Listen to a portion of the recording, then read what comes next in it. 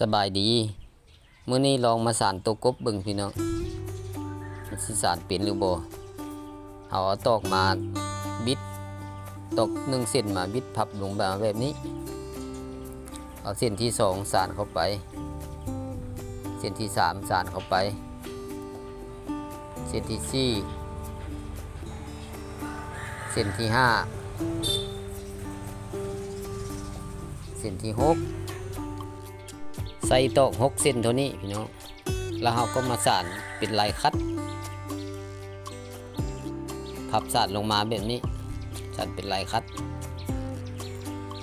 พับสานลงมาเส้นที่1สานลงมาแบบนี้ก็พับเส้นที่2เส้นที่2ก็สานมาแบบนี้ข้างละ2เส้นนั่นสานซ้ำนี้แล้วเราก็ปีนฝั่งนี้มาสานเบื้องนี้คือกันสานเส้นที่1แบบนี้แล้วก็สานเส้นที่2เข้ามาแบบนี้มาแบบนี้สานซ้ำนี้แล้วเราก็เอามาสองฟากเนาะ2ฟากละ3เส้นเนี่ยเอามาสานเข้ากันแบบนี้สานไปเข้ากันสานเป็นลายคัดคือก็มันจะได้ฝั่งละ3เส้นเอามาเริ่มเฮ็ดขาหน้าพับลงมาแบบนี้เนาะตอก3เส้นนี่เราพับไปพับมาอยู่แบบนี้พับลักษณะเราเปีย3เส้นนะ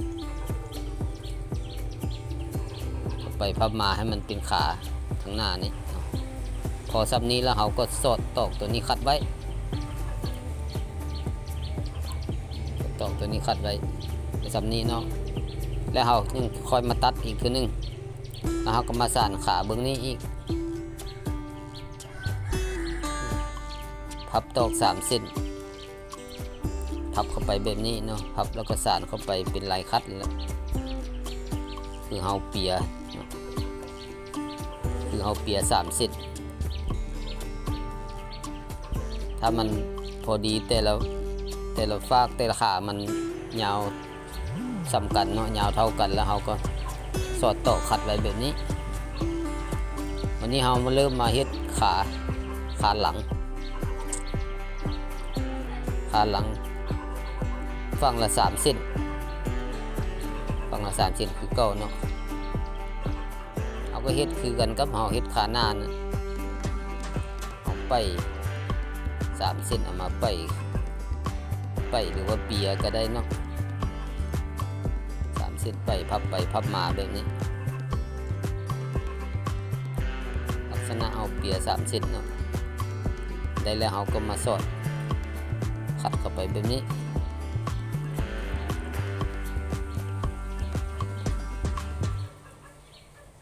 เบื้องนี้เราก็เฮ็ดคือกัน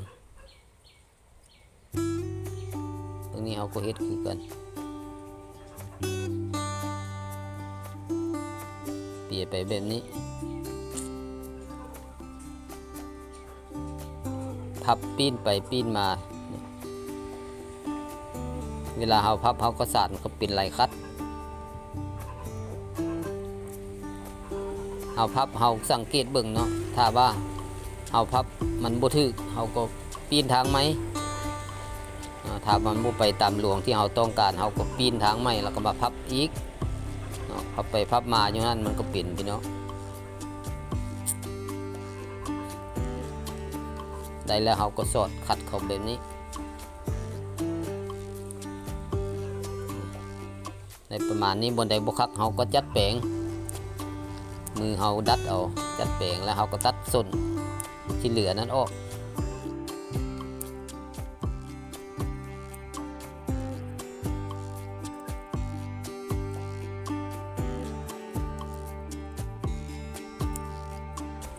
ตัดออกแบบนี้แล้วก็จะได้ตัวกบพี่น้อง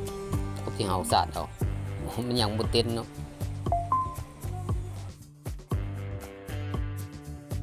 เอาลองมาเฮ็ดใหม่อีกเทื่อนึงพี่น้องลองเฮ็ดใหม่อีกเทื่อนึงเพื่อความเข้าใจเนาะเอาตอก1เส้นมาพับแบบนี้ก็เอาเส้นที่2มาสานเป็นลายคัดเข้าไป เส้นที่2เส้นที่3สานเข้าไปเส้นที่4เส้นที่5เส้นที่6 6เส้นเนาะใส่ต่อ6เส้นแล้วเราก็มาสานทางข้างมันอย่างนี้พับเข้าไปสานเส้นที่1เส้นที่2พับเข้าไปสานเข้าไปสานเป็นลายคัดมาเนาะแล้วเราก็ปีนฝั่งนี้มาสานคือเก้าเส้นที่1พับลงไปแล้วก็สานเส้นที่2พับลงไปอีกแล้วเราก็สานแบบนี้หลังจากนั้นเราก็เอา2ฟากนี้มาเกี่ยวใส่กันเนาะมาสานมาประสานกันเฮ็ดเป็นตัวกบเอา2ฝั่งมาประสานกันเฮ็ดเป็นตัวกบเนาะสานเป็นลายคัดเข้าไปเป็นลายคัดเข้าไปจะเหลือฝั่งละ3เส้นอันนี้3เส้นนี้มันนี่เราเริ่มมาเฮ็ดขาหน้ามันเราพับตอกลงมาแบบนี้แล้วก็สานคัดกันเนาะพับลักษณะไปกันก็ว่าแม่นพับนี่พับขึ้นมาแบบนี้สานเข้าไปพับเข้ามาสานเข้าไปเอากระดัดให้มันเป็นรูปทรงคือกันกับขากบเอากระดัดเอาถ้ามันบุบไปตามเราพับตามต้องการเราพับบ่ถึกเราก็พับไหมต้องมาพับไหมเฮ็ดไปเฮ็ดมามันก็เปลี่ยนนะพี่น้องอันนี้ก็พับขาเบื้องนี้ก็เอาซ้ำกันความยาวซ้ำกันแล้วก็ได้กระสอดตอกนี่คัดเข้าไว้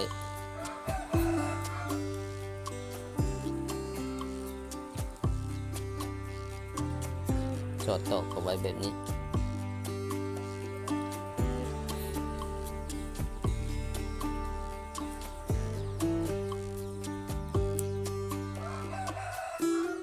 นี่เราตัดส่วนมันออก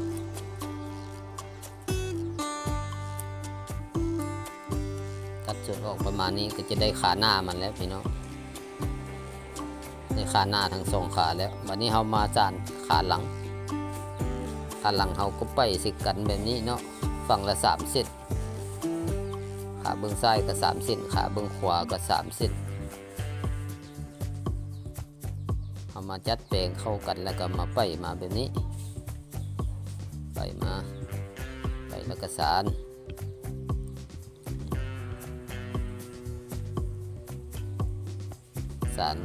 สารเปียคันสิว่าเนาะคือเฮาเปียก็ว่าแม่นเปีย3เส้นพับค่อยไปค่อยมาแบบนี้เมื่อมันพอแล้วเฮาก็เอาเส้นที่อยู่กลางนั้นตอกเส้นที่อยู่กลางโม่นั้นมาก็สอดเข้ามาคัดไว้แบบนี้ในขานึงแล้วเฮาก็มาสานอีกขานี้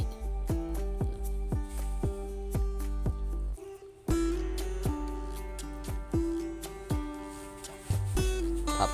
ไปมาแบบนี้พี่น้อง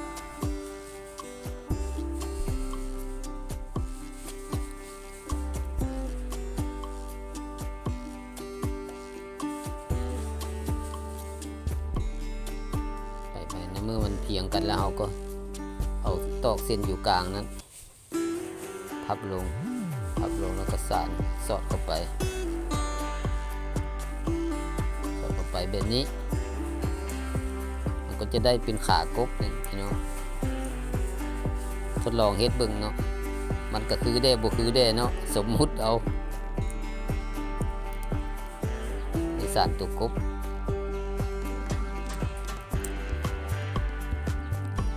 ก็จะได้ออกมาประมาณนี้แหละพี่น้อง